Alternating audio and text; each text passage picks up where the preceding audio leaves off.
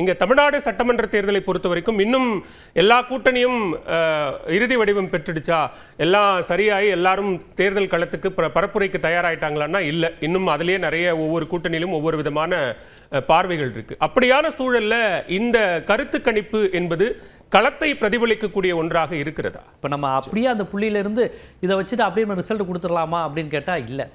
அப்புறம் கூட்டணி இறுதி வடிவம் பெறலைங்கிறாங்க. எனக்கு அது புரியல. அதை எப்போ இறுதி வடிவம் பெறும்?